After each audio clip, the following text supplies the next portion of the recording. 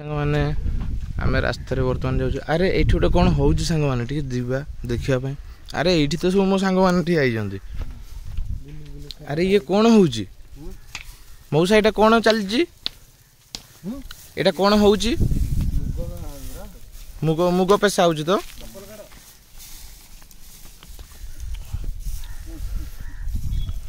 ମାନେ ମାନେ କେମିତି ଭାବରେ ହଳ କରୁଛନ୍ତି?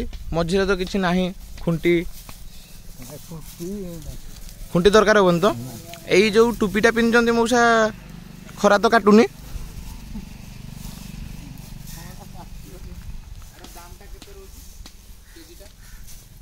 ଆର କେଜି যেটা কি দাম বিক্রি ହେଲା ବେଳେ କେତେ ରହୁଛି? 70-90 ଏମିତି ରହୁଛି। ହାଇ ଗାଇସ୍, ଦେଖିପାରୁଥିବେ ନୟାଗଡ଼ ଏରିଆରେ କେମିତି ଭାବରେ ମାନେ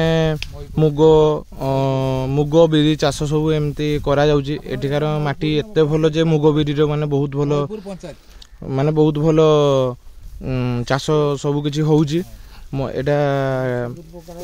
ଏଟା ନୟାଗଡ଼ ଏରିଆର ମହିପୁର ପଞ୍ଚାୟତ ଭିତରେ ଯାଉଛି। ଦେଖୁଛନ୍ତି ମଉସା କିଭଳି ଭାବରେ ମହି ନାହିଁ ହେଲେ ତାଙ୍କର ଯୋଉ ହଳିଆ ଯୋଉ ମାନେ ବଳଦ ଦିଟା କେମିତି ଭାବରେ ମାନେ ଚକଟି ମୁଗକୁ ଅଲଗା କରୁଛନ୍ତି।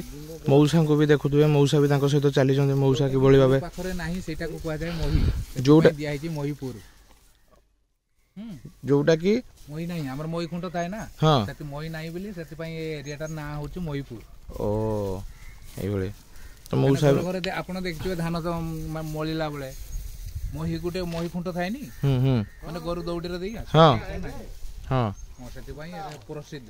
ତ ତେଣୁକରି ଏଇ ଏରିଆଟି ପୁରା ମହିପୁର ପଞ୍ଚାୟତ ଭିତରେ ଯାଉଛି। ଦେଖିପାରୁଥିବେ ଆଉ ମୁଗର ରେଟ୍ ଯାହା ରହୁଛି 70-80-90 ଭିତରେ ରହୁଛି ଏଠୁ ଯାହାକି ଆମଦାନୀ ହେଉଛି। ତ ଦେଖିପାରୁଥିବେ। ଆଉ ଆପଣମାନେ ଯଦି କେବେ ନୟାଗଡ଼ ଜିଲ୍ଲାର ମହିପୁର ପଞ୍ଚାୟତକୁ ଆସୁଛନ୍ତି, କମ୍ପଲସରି ମୁଗ ବିରି କମ୍ପଲସରି କିଣିକି ନିଅନ୍ତୁ ଏବଂ ଥରେ ଚାଖିକି ଦେଖନ୍ତୁ, ଆଉ ଏ ଏରିଆ ଥରେ ବୁଲିକି ଦେଖନ୍ତୁ। ଆଉ କ'ଣ ଚାଷ କରୁଛନ୍ତି ମଉସା? ନୟାଗଡ଼ ପଞ୍ଚାୟତ ଭିତରେ ଆଉ କ'ଣ ଚାଷ ଭଲ ହୁଏ? ଆପଣ ଆଉ କ'ଣ କରୁଛନ୍ତି? ନୟାଗଡ଼ ଚାଷ କଲେ ବିରି, କାଙ୍ଗୁଲ, ମୁଗ, ଚଣା ସବୁ ପ୍ରକାର ହୁଏ। କ'ଣ ଆଉଥରେ? ମୁଗ, କାଙ୍ଗୁଲ, ଚଣା, ବିରି, ଏମିତି ମୁଗ ବହୁତ ପ୍ରକାର ଭଲ। ମାନେ ଯୋଉ ଖରାଦିନିଆ ଫସଲ, ଆଜ୍ଞା, ମକା, ପିଆଜ, ଏଗୁଡ଼ାକ। ଆପଣଙ୍କ ସହିତ ବି ଧାନ ଚାଷ ରହୁଛି? ହଁ, ଚାଷ ରହୁଛି। ଏଠାକାର ମାଟିଟା ମାନେ କୋଉ ଭଳିଆ? ମାଟିର ଖଳି ମାଟି। ଖଳି ମାଟି ମାନେ ବହୁତ ଭଲ ଉର୍ବର ମାଟି। ତ ଆପଣ କରନ୍ତି ନା ଆପଣଙ୍କ ଗାଁରେ ବି ଏମିତି ଅନେକ ଲୋକ କରନ୍ତି?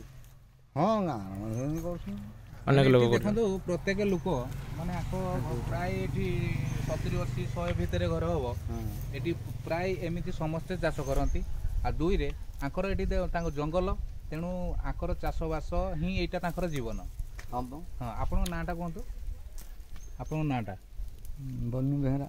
ବନୁ ବେହେରା, ଧନ୍ୟବାଦ କହିଥିବାରୁ ଆପଣଙ୍କୁ ଧନ୍ୟବାଦ। ଆଜ୍ଞା ମଉସା, ଆମେ ଆସୁଛୁ।